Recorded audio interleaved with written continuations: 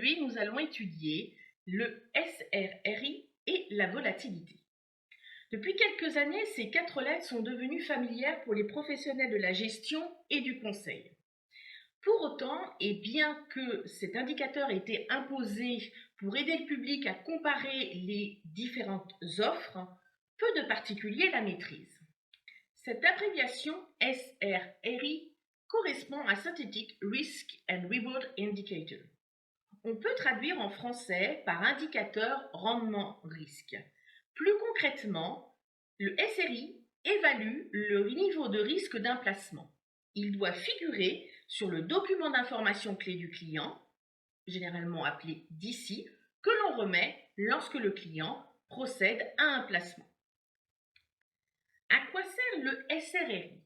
Il a été promu pour remplir 2 objectifs.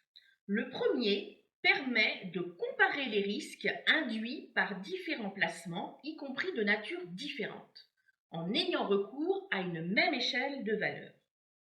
Le second objectif permet d'évaluer qu'un produit vendu est bien en adéquation avec le profil d'investisseur du client, son profil de risque. Les professionnels doivent en effet s'assurer de la bonne adéquation entre les produits proposés et les stratégies conseillées et la tolérance au risque du client. Comment calcule-t-on le SRRI?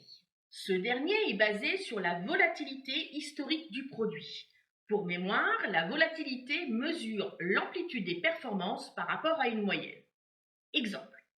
Un fonds a une performance annuelle moyenne de 5% et une volatilité historique de 10%. Cela signifie que 2 fois sur 3, plus exactement dans 68% des cas, sa performance annuelle est comprise entre moins 5% et 15%. Comment fonctionne le SRRI? Une note comprise entre 1 et 7 est attribuée au placement par une autorité financière.